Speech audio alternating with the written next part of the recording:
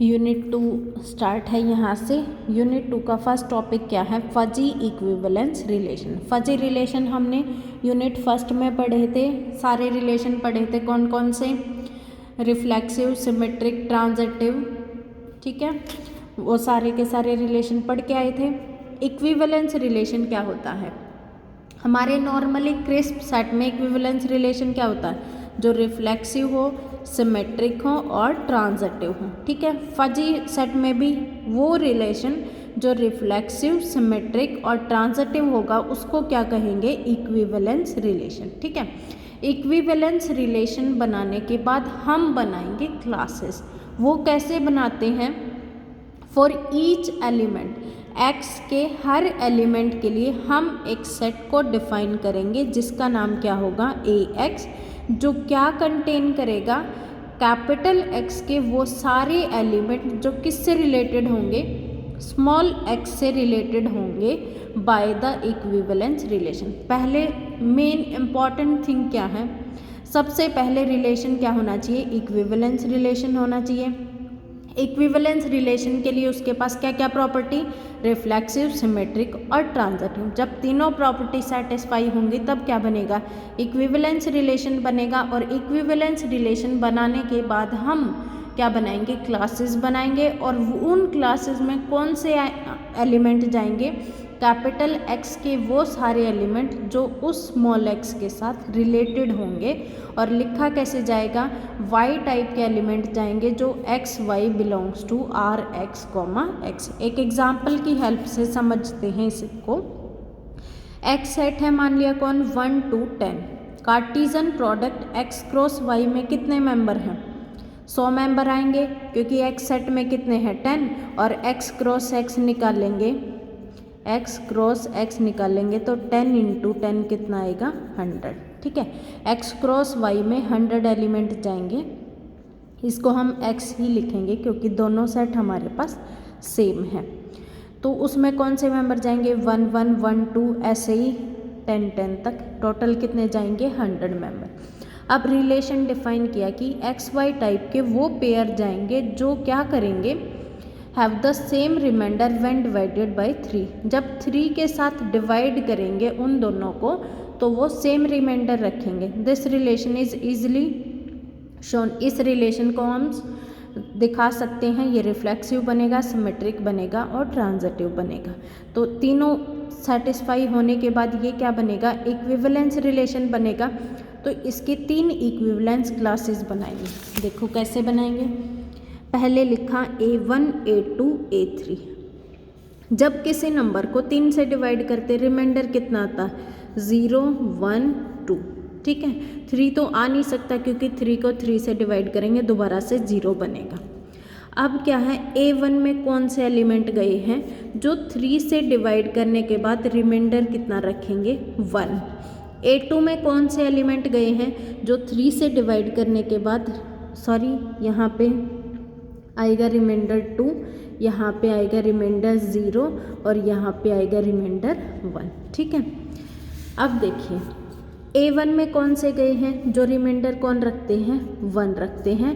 A2 में कौन से गए हैं जो रिमाइंडर 2 रखते हैं? और A3 में कौन से गए हैं जो रिमाइंडर 0 रखते हैं? अब है 1। ये सारे के सारे, पहली बात तो ये किसके एलिमेंट हैं? ये कैपिटल एक्स के एलिमेंट हैं। तो A X is clearly a subset of X. तो जितने भी ये A1 A2 A3 हैं ये किसके सबसेट हैं? कैपिटल एक्स के सबसेट हैं।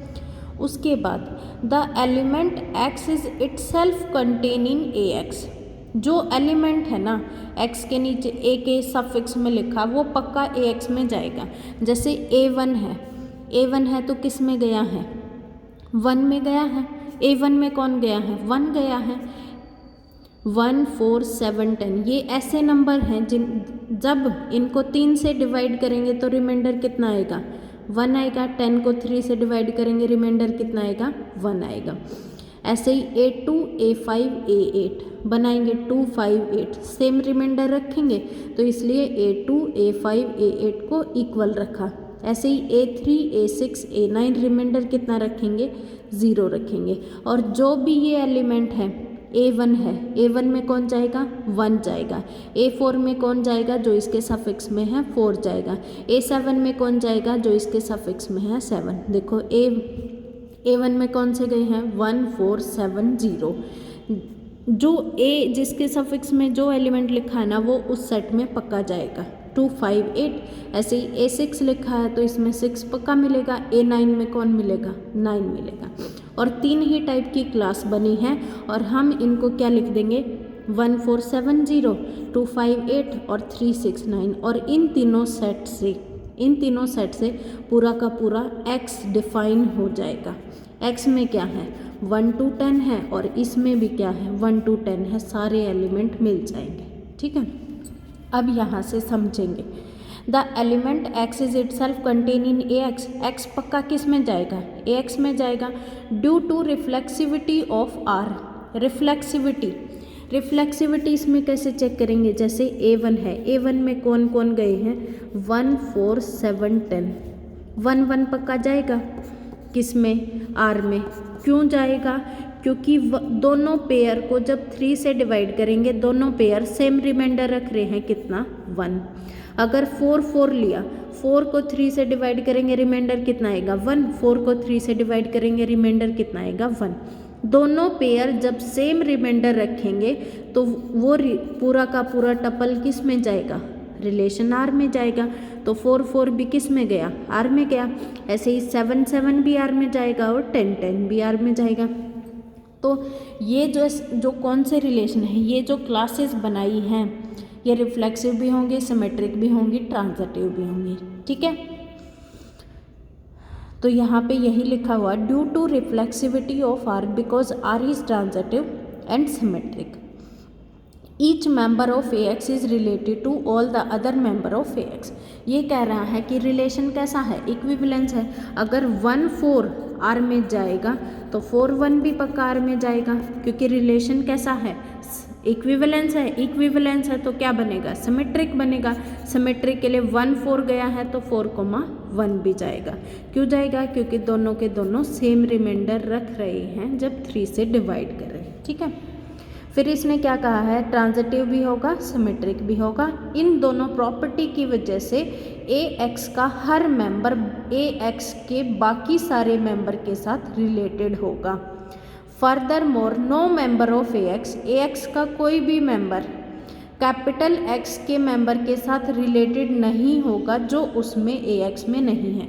जैसे AX में सिर्फ 4 हैं, अगर AX का मैं बाकी किसी X के मेंबर के साथ लूँ, AX से उठा लिया मैंने 4 और बाकी उठा लिया मैंने 8 उठा लिया।